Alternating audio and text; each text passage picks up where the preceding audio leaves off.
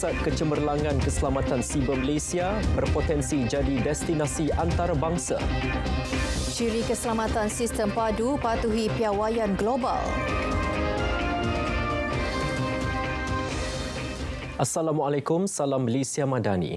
Malaysia menyokong kuat resolusi Majlis Keselamatan PBB 2728 yang menuntut pelaksanaan segera gencatan senjata, pembebasan tahanan dan penghantaran bantuan di Gaza. Tegas Perdana Menteri Datuk Seri Anwar Ibrahim, resolusi yang diluluskan semalam perlu dikuatkuasa serta-merta. Penduduk Gaza mesti segera dibebaskan daripada siksaan dan penderitaan ditanggung sejak 6 bulan lalu. Amerika Syarikat khususnya harus pastikan sekutunya hormat kehendak masyarakat antarabangsa selain patuh gencatan senjata dan benarkan kemasukan bantuan besar-besaran secepatnya. Malaysia kekal komited terhadap perjuangan Palestin dan akan teruskan usaha penubuhan negara Palestin yang merdeka dan berdaulat. Ia berdasarkan sempadan sebelum 1967 dengan Baitul Maqdis Timur sebagai ibu negaranya, juga kemasukan Palestin sebagai ahli penuh PBB. Saudara, Pusat Kecemerlangan Keselamatan Siber CCOE Malaysia bukan saja dapat merangsang kemajuan dan kemakmuran ekonomi, malah tingkatkan daya tahan infrastruktur keselamatan siber dalam mendepani sebarang risiko digital. Menurut Perdana Menteri, ini dengan memastikan keselamatan data negara dan rakyat sentiasa terjamin. Towards a more secure digital environment, we can collaborate to develop plans that encourage information sharing and expertise exchange between government agencies and other stakeholders, including sharing actionable threat intelligence. Perdana Menteri berucap pada Majlis Perasmian CCOE di Cyberjaya. CCOE ditubuhkan dengan kerjasama BlackBerry Limited, syarikat perisian dari Kanada. Ia susulan perjanjian perkhidmatan perisian jangka panjang yang dimeterai pada sidang kemuncak pemimpin APEC November lepas. Dalam pada itu, Perdana Menteri menyifatkan CCOE sebagai pencapaian penting untuk wujudkan ekosistem keselamatan cyber yang teguh. Ia berpotensi jadi destinasi antarabangsa untuk tangani ancaman cyber menerusi penyelidikan dan perkongsian maklumat perisikan. We envision this centre as a capacity building hub for the wider Southeast Asian region with a specific focus on enhancing threat intelligence sharing and fostering regional cooperation in mitigating cybersecurity threats and combating cybercrime. Datuk Seri Anwar juga puji usaha BlackBerry bantu Malaysia tingkatkan kemahiran pasukan pertahanan cyber dengan CCOE sebagai hub pembinaan kapasiti. Malaysia kekurangan 12,000 profesional keselamatan cyber dan memerlukan kira-kira 25,000 pekerja dalam sektor berkenaan menjelang 2025. Sementara itu, Menteri Komunikasi Fahmi Fadil berkata pelaksanaan CCOE akan bantu realisasi sasaran melahirkan 25,000 profesional keselamatan siber. Beliau tegaskan penambahbaikan dalam keselamatan siber memberi sumbangan positif kepada ekonomi digital. So we will do all we can to make sure that Malaysia's cybersecurity landscape is much better strengthened and that not only training is done, but done continuously along with the latest technology involving both generative AI as well as predictive AI.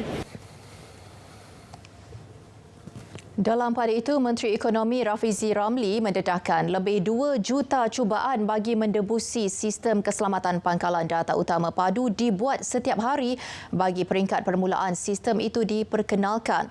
Bagaimanapun, tiada pihak yang berjaya kerana ciri keselamatan padu mematuhi piawaian global termasuk bagi komponen keselamatan rangkaian. Padu juga menampilkan 3 komponen utama bagi aspek keselamatan data. Antaranya komponen keselamatan data membabitkan pelaksanaan kawalan akses capaian serta penyulitan.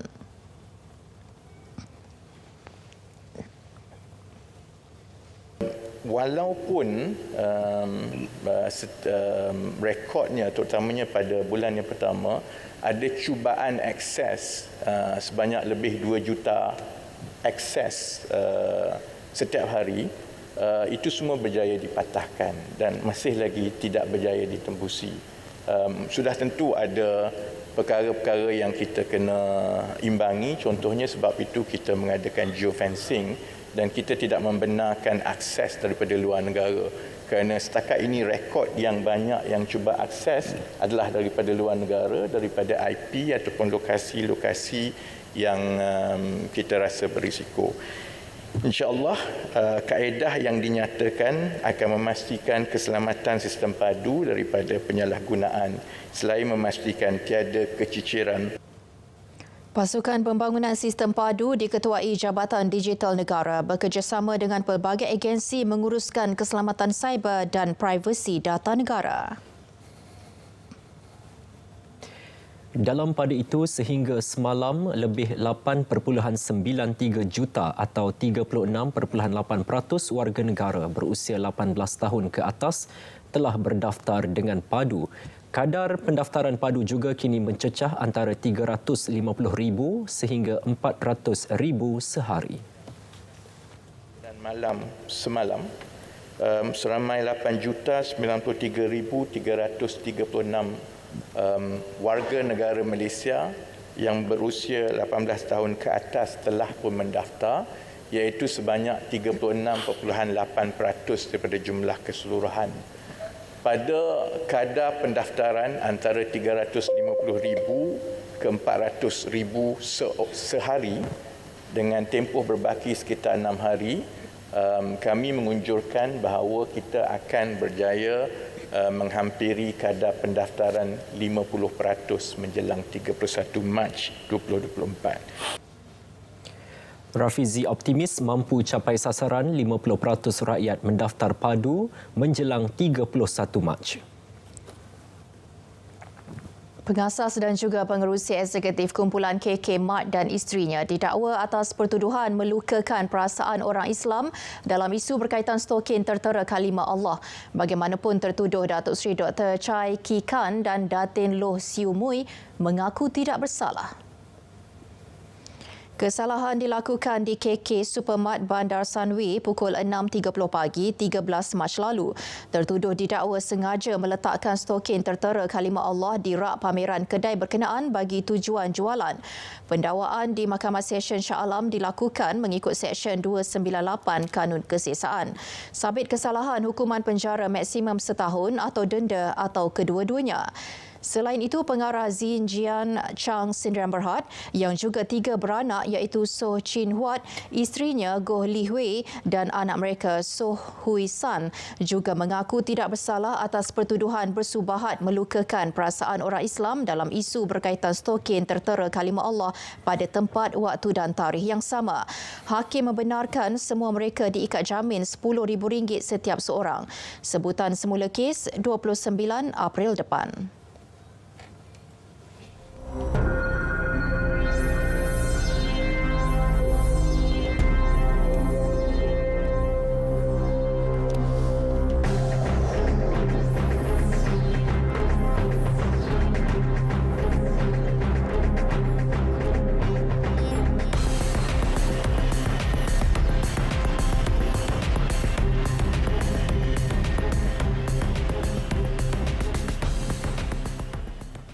Kebanyakan tokoh-tokoh itu telah melalui satu proses yang sama.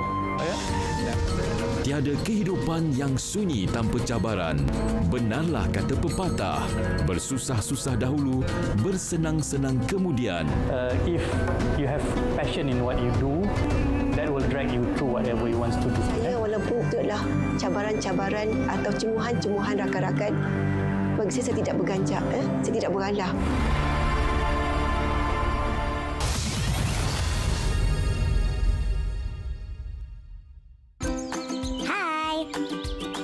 Anda, agenda penghijauan Malaysia dilaksanakan mulai tahun 2021 menerusi kempen penanaman 100 juta pokok. Pokok? Maksudnya semua jenis pokok. Tumbuhan berkayu yang mempunyai akar, batang, dahan dan daun. Bersama kita jayakan kempen penanaman 100 juta pokok. Terima kasih kerana menghijaukan Malaysia. Pokok kita, kehidupan kita. Marilah bersama-sama menjayakan program penghijauan Malaysia. Bertemu kembali. Berita perdana diteruskan dengan perkembangan menjelang kelayakan Piala Dunia 2026, Piala Asia 2027. Malaysia menentang Oman di Stadium Nasional Bukit Jalil. Lebih 20,000 penyokong Harimau Malaya telah membanjiri stadium sebelum sepak mula pukul 10 malam ini. Untuk perkembangan lanjut, langsung bersama Amirul Aizat di sana. Silakan. Baik, terima kasih. Betul, tumpuan akan diberikan sepenuhnya dalam beberapa jam saja lagi bagi menyaksikan misi balas dendam dari skuad Harimau Malaya berikutan kekalahan mereka di Muscat 2-0 pada Jumaat lalu. Peminat bola sepak negara malam ini pastinya mengharapkan skuad hitam kuning menerima suntikan semangat untuk menampilkan aksi cemerlang apabila bermain di gelanggang sendiri. Semalam, Ketua Jurulatih Kebangsaan Kim Pan Gon meletakkan sasaran bagi memburu sekurang-kurangnya satu mata perlawanan malam ini. Namun, pastinya sasaran pasukan mahu meraih 3 mata penuh di gelanggang keramat ini. Manakala pasukan Oman juga terlihat sudah pun melakukan persiapan rapi bagi meneruskan rentak kemenangan mereka untuk dibawa pulang. Pengendali pasukan di ranking ke-80 itu, Jorasle Silhavi, semalam memaklumkan pasukannya telah bersedia dari segala aspek seperti cuaca, penonton dan apa jua keadaan untuk mengekalkan 3 mata mereka. Setiap pasukan telah menetapkan misi tersendiri mereka dan malam ini adalah saat penentuan untuk melihat pasukan mana mampu menggegarkan stadium selepas wisil penamat dibunyikan nanti. Pada sebelah petang tadi, saya turut meninjau keadaan padang dan kelihatan dalam keadaan baik seperti yang dijanjikan oleh Perbadanan Stadium PSM. Selain itu juga, saya kongsikan ketika ini cuaca dilihat agak baik dan orang ramai sudah mula memenuhi perkarangan stadium sejak lewat petang tadi. Lebih meriah apabila penonton bersama-sama berbuka puasa di perkarangan stadium ini. Dalam pada itu, Persatuan Bola Sepak Malaysia FAM setakat jam 7 malam tadi telah mengumumkan sebanyak 24,000 tiket telah terjual bagi perlawanan penting ini. Tumpuan penuh pastinya terarah kepada prestasi pasukan negara dan sama-sama kita mendoakan kejayaan buat skuad negara kita malam ini. Saya kira itu saja yang dapat saya kongsikan keadaan semasa dari Stadium Bukit Jalil ini dan kita kembali ke studio. Silakan. Baik, terima kasih Amirul Aizat.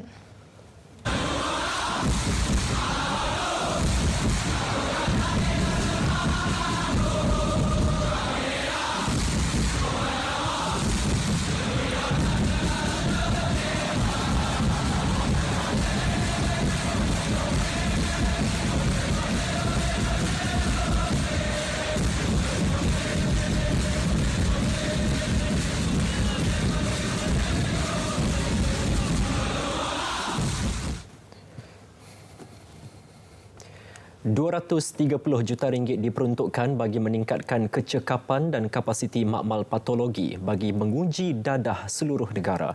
Timbalan Perdana Menteri Datuk Seri Dr. Ahmad Zahid Hamidi menjelaskan cadangan daripada ini termasuk menaik taraf 8 makmal dan membina 6 lagi makmal dadah baharu. Peningkatan keupayaan makmal patologi itu akan memberi impak positif kepada kelancaran proses pengurusan kes berkaitan dadah. Kementerian Kesihatan akan menyediakan kertas jemaah menteri untuk memperolehi peruntukan bagi penggantian baru makmal dengan teknologi yang lebih terkini untuk membuat uji kaji terhadap bahan-bahan dadah dan juga penyalahgunaannya. Beliau mempengerusikan mesyuarat jawatankuasa Kabinet membantras gejala dadah di Bukit Aman. Kerajaan juga bersedia untuk mengkaji semula aspek perundangan berkaitan dadah bagi memperketat bidang penguatkuasaan. Keputusan Peperiksaan Sijil Tinggi Agama Malaysia STAM 2023 catat prestasi memberangsangkan. Grade Purata Nasional GPN direkodkan 3.09 berbanding 3.13 tahun sebelumnya.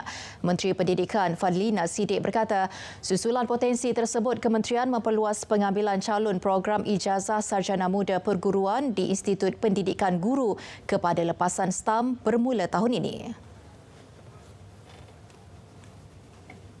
Atas alasan itu juga, maka untuk pengambilan guru yang akan datang, kita juga membuka laluan untuk pelajar STAM untuk memohon dan menjadi sebahagian daripada warga IPG, dan ini adalah salah satu langkah KPM untuk memperluaskan lagi dalam konteks menyahut maknanya cabaran untuk memperluaskan kemasukan IPG bukan sekadar SPM tetapi juga kepada calon STPM dan juga calon STAM. Tawaran perkhidmatan pemeriksaan berkala kenderaan motor hanya dibuka kepada syarikat yang berdaftar dan mempunyai lesen dengan Suruhanjaya Syarikat Malaysia serta pihak berkuasa tempatan atau pihak berkuasa berkaitan. Menteri Pengangkutan Anthony Loke berkata, syarikat tempatan itu mesti dalam kategori sendirian berhad atau berhad. Syarikat asing yang berminat untuk menawarkan perkhidmatan tersebut perlu diperbadankan di Malaysia atau menjalinkan usaha sama dengan syarikat tempatan. Selepas penilaian teliti, Kementerian Pengangkutan dan JPJ akan memberikan satu kelulusan interim kepada mana-mana pihak yang telah dinilai kelayakan dan akan diperuntukkan sehingga 24 bulan bagi tempoh persiapan dan pembangunan. Pihak yang berjaya akan diberi lesen menjalankan fungsi pemeriksaan terbabit untuk tempoh maksimum 10 tahun. Tempoh itu juga boleh disambung bagi suatu tempoh lain yang akan ditetapkan kemudian. Garis panduan permohonan perkhidmatan pemeriksaan berkala kenderaan bermotor boleh diperoleh mulai 15 April ini. Isu gaji pelakon kanak-kanak. Finas diminta meneliti isu tersebut bagi memastikan tiada pihak mengambil kesempatan terhadap golongan tersebut.